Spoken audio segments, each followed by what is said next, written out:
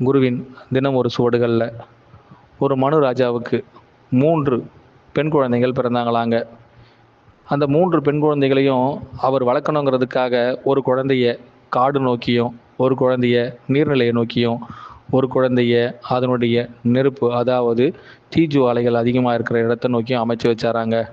இப்போ 3 குழந்தையும் சுமார் 15 வருடம் கழித்து மீண்டும் அந்த ராஜாவை சந்திக்க வந்துதாங்க.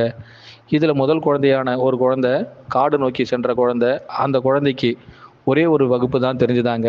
அங்கே தென்பட்ட அனைத்து விலங்கினங்களிலிருந்தும் அது தன்னை மாறுபடுத்தி காட்டியதா, இல்லை அதுகளோடு ஒன்றிணைந்து அனைத்தும் இவ்வுலகம் என்று தெரிந்ததான்னு அந்த ராஜா பரிச்சயம் செய்யும் பொழுது அந்த பெண் குழந்தை அவை அனைத்தும் தனக்குள் இருக்கும் இந்த பூமத்திய ரேகையோடு ஒன்றிணைந்து காணப்பட்டதன் தன்மையை அந்த பெண் குழந்தையிடம் அறிந்தாராங்க.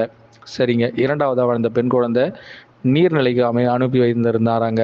அந்த குழந்தைக்கு இந்த நீர்நிலையில் இருக்கும் அனைத்து ஜீவராசிகளும் எப்படி எதனால் இயங்குகின்றனங்கிறதுக்கான மறுபகுப்பாய்வை சரியான முறையில் கற்றறிந்து அந்த நீரின்றி அமையாத உலகம்ங்கிறது போல அந்த நீரில் வாழும் அனைத்து உயிரினங்களும் அதின்றி தன்னால் வாழ முடியாதுங்கிறத தெரிஞ்சுக்கிட்ட பொழுது அந்த பெண்ணுக்கும் அதே தன்மை எதுங்கிறது முழுமையாக விளக்கம் கொடுக்க முடிஞ்சதாங்க.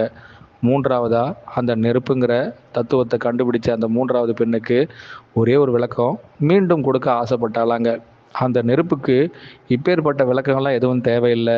அந்த தீ ஜுவாலை என்பது எப்பொழுதும் அதன் தன்மையிலிருந்து மாறாது.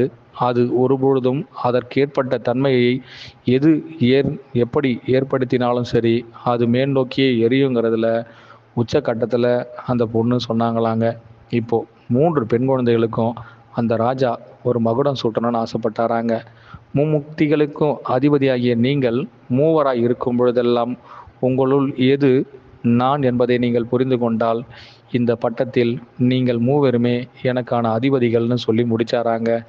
இதே போல் ஒவ்வொருவரும் தனக்குள் இருக்கும் ரகசியத்தை உங்களுக்குள் யாரெல்லாம் இந்த இயற்கையோடு ஒற்று உங்களுள் அது எப்படி இயக்குகின்றது என்பதை உங்கள் குருநாதரால் உணரும் பட்சத்தில் உங்களுள் நான் மீண்டும் முழு கிரயமாகுவேன் என்றும் உங்களில் இறைவனாக, குருவாக இன்னும் எப்படி வேண்டுமானாலும் எடுத்துக்கொள்ளலாம் என்றும் குருநாதருக்காகுங்க. அனைவருக்கும் குருவே சரணம், குருவடி சரணம், திருவடி போற்றிங்க.